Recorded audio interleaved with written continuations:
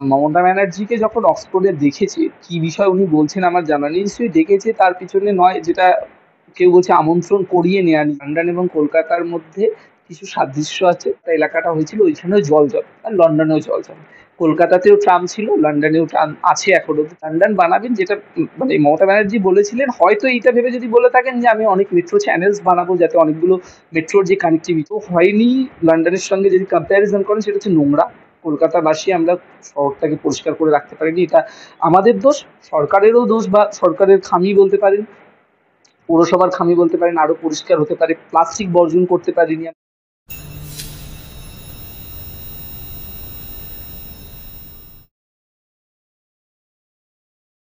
মুখ্যমন্ত্রী মমতা বন্দ্যোপাধ্যায় লন্ডনে যাচ্ছেন, মুখ্যমন্ত্রী অক্সফোর্ড ইউনিভার্সিটিতে ভাষণের জন্য। এই যে ভাষণের আমন্ত্রণ, মুখ্যমন্ত্রীর এই আমন্ত্রণ তো একটা গর্বের বিষয়। এখানে তো মানুষ আবার কটাক্ষ করতে ছাড়ছে না বিরোধীরা। এখানে অনেকে অভিযোগ করছেন যে এই আমন্ত্রণ এটা আদেও উদ্দেশ্য প্রণোদিতভাবে মুখ্যমন্ত্রীর কোনো প্রভাব খাটিয়ে অক্সফোর্ড ইউনিভার্সিটিতে যেচে পড়ে আমন্ত্রণ করানো, না এর নেপথ্যে কি আছে?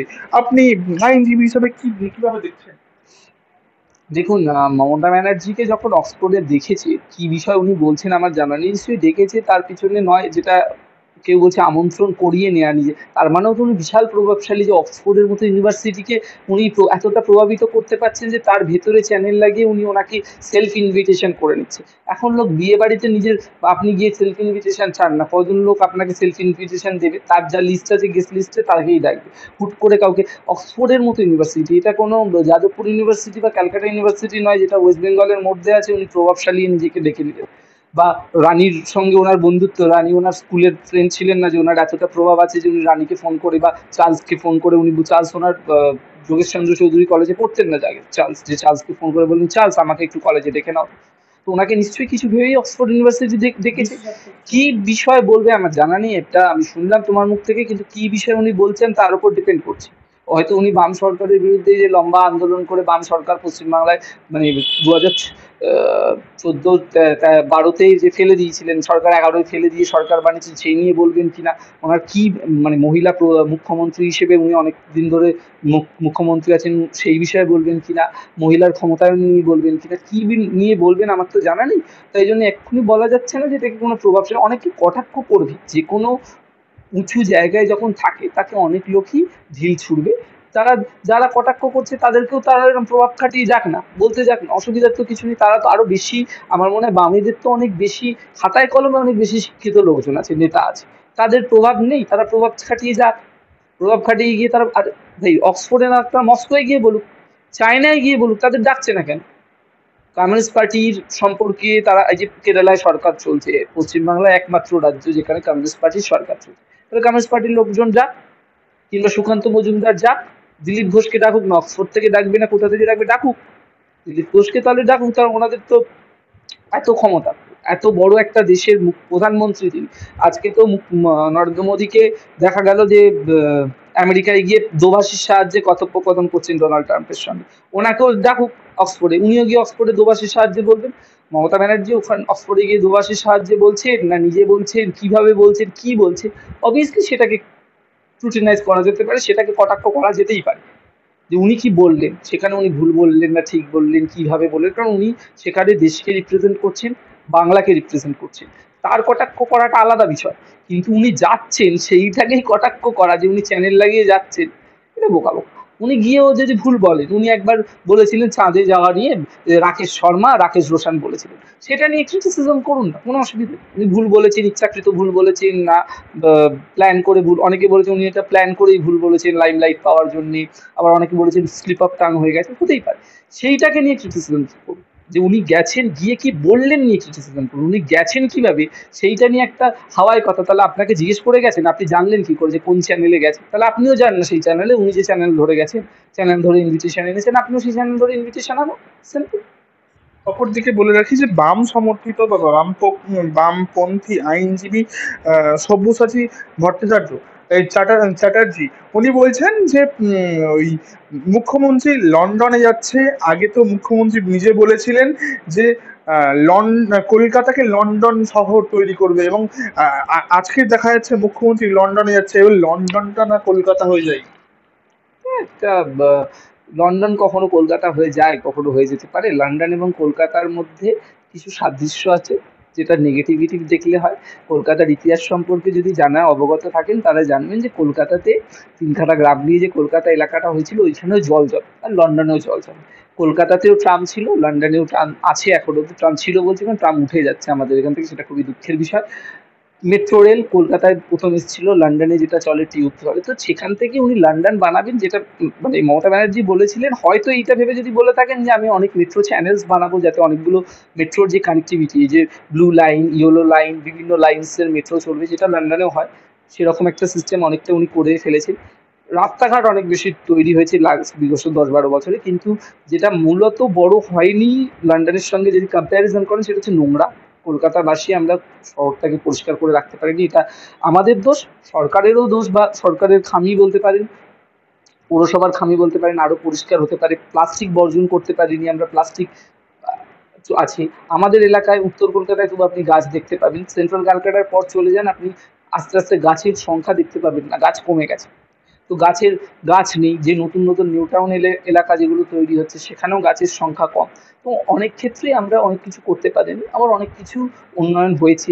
রাস্তাঘাট হয়েছে, জলের ব্যবস্থা হয়েছে, আপনার ড্রেনেজ সিস্টেম আগের থেকে বেটার হয়েছে। আমি যেটা প্রথমেই বলেছিলাম যে কলকাতার সঙ্গে লন্ডনের সবচেয়ে মানে নেগেটিভ পয়েন্টে এক হচ্ছে দুটো শহরেই জল জমে। এবার আমাদের এখানে জল জমাটা একটু বেশি, লন্ডনে জল জমার পরিমাণটা কম। কিন্তু আমাদের এখানেও এখন পাম্পিং সিস্টেম অনেকটা ডেভেলপ করেছে। এই সেন্ট্রাল এভিনিউ এর উপরে প্রচুর জল জমতো, সেই জল জমার পরিমাণ কমেছে। তো লন্ডন, কলকাতা লন্ডন হচ্ছে কিনা ভাবা যায়, ভাবতে হবে লন্ডন হলো কি হলো, হলে কতটা হলো, হতে পারলো না সেটা বলা যেতে পারে। কিন্তু লন্ডন কখনো কলকাতা হয়ে যাবে না।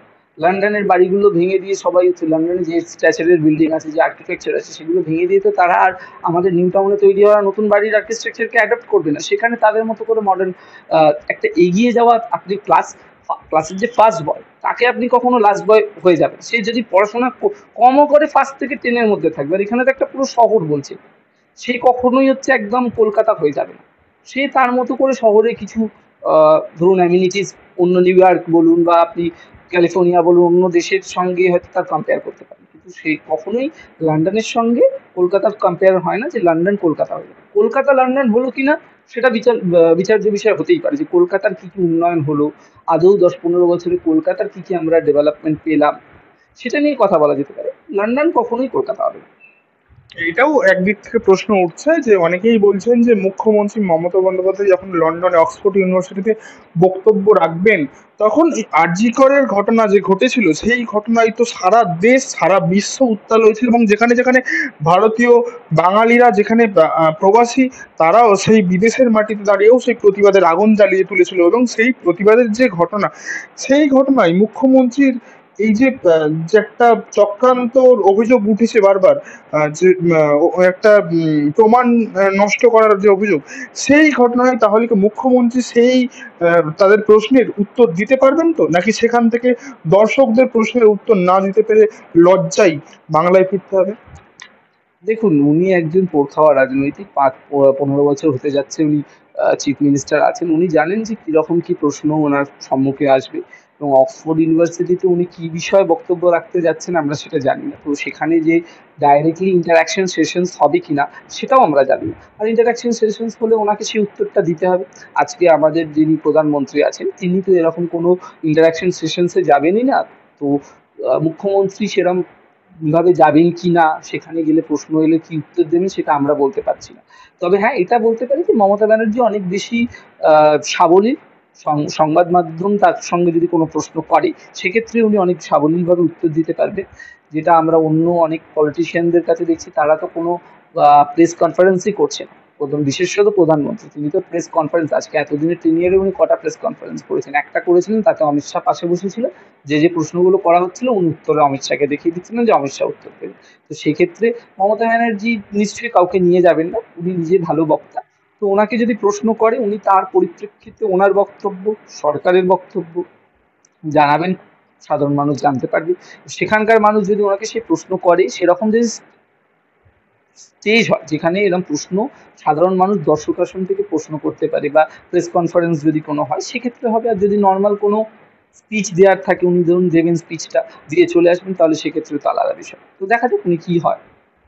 বাংলায় যে হেন নারী নিরাপত্তার অব্যবস্থার অভিযোগ বারবার উঠছে, সেই জায়গায় লন্ডনে যে আধুনিক পরিবেশ, আধুনিক একটা দেশ, সেই জায়গায় বারবার মুখ্যমন্ত্রী আরজি করের ঘটনার সময়ও বলতে দেখা গেছে যে রাতের ডিউটিতে মহিলাদের রাখা যাবে না। মুখ্যমন্ত্রীর যে বক্তব্য হওয়া সকলে কাম্য করেছিল, যে মুখ্যমন্ত্রী বলবেন যে নারী নিরাপত্তার দিক থেকে আরো বেশি জোর দেওয়া হবে, প্রশাসনিক অনেক বেশি নজরদারি রাখা হবে। সেই জায়গায় মুখ্যমন্ত্রী নারীদের রাতের চাকরি করা নারীদের যে মুখ্যমন্ত্রী নিরাপত্তা, সেই জায়গায় নিরাপত্তা না দিয়ে উপরন্তু ওই রাতের চাকরিতে মহিলাদের যাতে ডিউটি না দেওয়া হয় সেই রকম বারবার মুখ্যমন্ত্রীকে বলতে শোনা গেছে। সেই জায়গায় লন্ডন একটা আধুনিক দেশ, সেই জায়গায় সেই পরিবেশ, সেই দিক থেকে মানুষের কি আশা যে লন্ডনে দাঁড়িয়ে মুখ্যমন্ত্রী কি তাহলে নারী নিরাপত্তা নিয়ে বলতে পারবেন? তো উনি কি প্রথমত উনি কি বিষয়ে বলছেন সেটাই আমরা জানি না। আর আধুনিক দেশ বলতে লন্ডন যেমন আধুনিক দেশ, আমরাও আধুনিক দেশ। আমরা তৃতীয় বিশ্বের দেশ, তারা প্রথম বিশ্বের দেশ। কিন্তু তারাও আধুনিক, আমরাও আধুনিক। কিন্তু আধুনিকতাটা মানসিকতার মধ্যে আসছে কিনা, মানুষের মনের মধ্যে আসছে কিনা, সেটা দেখতে হবে। উনি যেটা বলেছেন, হয়তো সেখানে সেই পরিপ্রেক্ষিতে উনি ভুল বলেছেন, যে ইমিডিয়েটলি আমরা হচ্ছে মহিলাদেরকে সিকিউরিটি না দেওয়ার জায়গায় আমি মহিলাদেরকে কাজে দিলাম, কাজে রাখবো না, রাত্রিবেলা নাইট ডিউটি বা নাইট শিফট দেবো না। যেটা উনি হয়তো সেই মুহূর্তে মনে করেছেন যে আমি তাদেরকে যদি বাড়িতে রাখতে পারি তাহলে তারা সুরক্ষিত হবে। কিন্তু দুঃখের বিষয়, আমরাও কিন্তু সাধারণ মানুষরাও কিন্তু সেটাই মনে করছি। উনিও খুব সাধারণ মানুষের পার্সপেক্টিভ থেকেই হয়তো এই কথাটা বলেছেন। উনি যেটা বলেছেন আমরা সবাই সেরমই করে থাকি, রাত্রি 10টা 11টা 12টার পর আমাদের বাড়ির মেয়েরা যদি বাড়িতে না ফিরে আসে আমরা কিন্তু কনসার্ন হই যে তারা ফিরছে কিনা। আমাদের এলাকাতেও রাস্তাঘাটেও ইন্ডিয়া পাকিস্তানের ম্যাচের দিনকেও মেয়েদেরকে টিটকিরি শুনতে হয় যদি সে রাত্রিবেলা একা ফিরে আসে। ঠিক আছে? তো এই যে ঘটনাগুলো হচ্ছে, এটা ধারাবাহিকভাবে হয়ে যাচ্ছে। একটা আরজিকর কোনো বিক্ষিপ্ত ঘটনা নয়। আরজিকর হচ্ছে একটা অসুখের একটা সিমটম টাইপের। অসুখটা অন্য জায়গায় কোথাও।